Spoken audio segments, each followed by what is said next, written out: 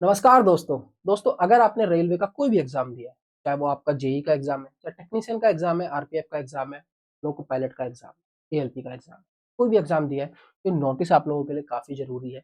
अभी रेलवे ने इस नोटिस को जारी किया है और इस नोटिस को अगर आपने ध्यान से नहीं पढ़ा और जो चीजें इसमें बोली है वो नहीं करी, तो आपका फॉर्म अभी भी रिजेक्ट हो सकता है, बेशक आप सीबीटी 1 का पेपर दे चुके हैं।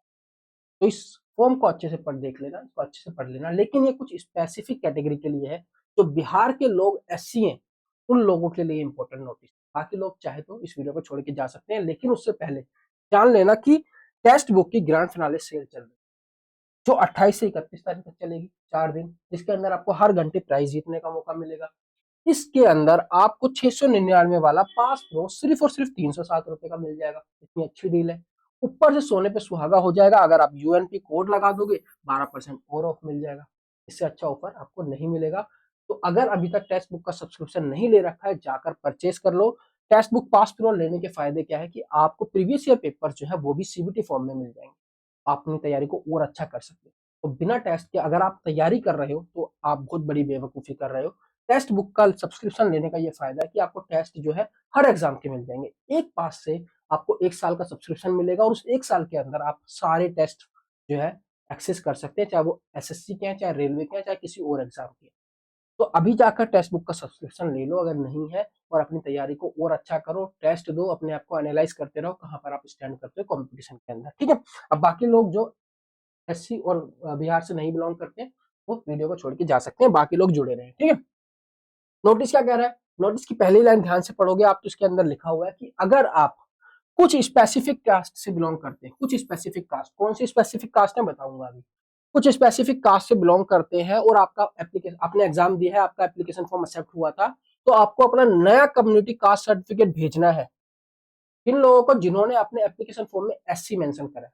ध्यान से सुनना, कुछ स्पेसिफिक कास्ट के बंदे जिन्होंने अपने एप्लीकेशन फॉर्म में एससी मेंशन किया है, उनको अपना नया कास्ट सर्टिफिकेट भेजना है रेलवे को। कौन वो 4 कास्ट हैं?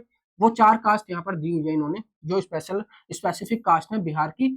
पैन, सवासी, पांड्र और तांती तत्वाएं, 4 कास्ट से अगर आप बिलोंग करते हो, इसके अलावा आप बिहार स्टेट से या बिहार से माइग्रेट कर गए हो, सारी कंडीशन फुलफिल होनी चाहिए, क्योंकि यहाँ पे एंड लगा हुआ है और नहीं। पहली चीज, आप इन 4 के कास्ट के अंदर आ रही हो। दूसरा, आप बिहार से बिलोंग करते हो या बिहार से माइग्रेट करके किसी दूसरी स्टेट में चले गए हो। तीसरा, आप एससी कम्युनिटी आपने जो है अपने जो एप्लीकेशन फॉर्म है उसके अंदर फिल करा। अगर तीनों कंडीशन फुलफिल कर रहे हो आप, तो आपको अपना नया कास्ट सर्टिफिकेट रेलवे को भेजना है। कहाँ भेजना है, कैसे भेजना है, कब तक भेजना है, इन सब चीजों के ऊपर बात करेंगे। ठीक है। तो इसको ध्यान से देखना, इन 3 चीजों को फुलफिल कर रहे हो आप, और आपने कोई भी एग्जाम दिया, चाहे एएलपी दिया, चाहे टेक्नीशियन दिया, चाहे आरपीएफ, चाहे पैरामेडिकल, चाहे जेई, चाहे सब इंस्पेक्टर, कोई भी एग्जाम दिया आपको भेजना है तो भेजना है। तो ध्यान से इन चीजों के ऊपर देख लेते हैं, बात कर लेते हैं। सुप्रीम कोर्ट का कोई जजमेंट है, उसके आधार पर उन्होंने ये नोटिस निकाला है, उसके ऊपर हम नहीं जाएंगे। बाकी बात करते हैं, पहला पॉइंट क्या कह रहा है कि 4 कास्ट से अगर आप बिलोंग करते हो, दूसरा आपने कम्युनिटी जो है एससी मेंशन की है अपने एप्लीकेशन फॉर्म में, और तीसरा अगर आप बिहार स्टेट या वहां से माइग्रेट करें, तीनों की तीनों चीजें अगर आप फुलफिल कर रहे हो, तो आपको अपना नया कास्ट सर्टिफिकेट बनवा के भेजना है। कब तक? आपको एक, मतलब आपका कास्ट का सर्टिफिकेट जो नया है कब का बना होना चाहिए? 1 दिसंबर 2024 के बाद का बना होना चाहिए। उसके बाद का सर्टिफिकेट बना होना चाहिए, उसकी स्कैन कॉपी आपको जो है आरआरबी को भेजनी है।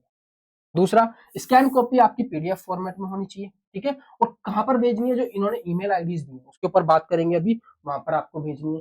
किस तरह से भेजनी है? आपको ईमेल आईडी के अंदर मेंशन करना है अपना एप्लीकेशन रजिस्ट्रेशन नंबर। ठीक है। दूसरी चीज, आपको एप्लीकेशन नाम, अपना रजिस्टर्ड मोबाइल नंबर, जो आपने एप्लीकेशन फॉर्म फिल करते टाइम जो मोबाइल नंबर डाला था वो, सीईएन नंबर। सीईएन नंबर कौन सा है? ये वाला।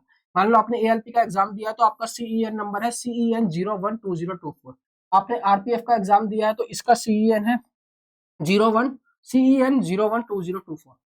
ये आपका क्या हो गया? यहाँ पे कुछ गलत लिखा हुआ है। ठीक है। ये 02 होना चाहिए आरपीएफ, ये 02 ये है। ठीक है। टेक्नीशियन का रखोगे तो ये वाला सीईएन। तो इस तरह से देख लेना कौन सा सीईएन आपका है। ठीक है। ये डालना है।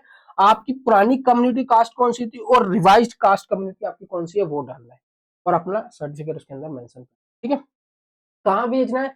अगर आप एएलपी के लिए भेजना है तो आपको इस साइट पे भेजना है। अगर आप टेक्नीशियन के लिए भेजना है तो आपको इस ईमेल आईडी पे भेजना है।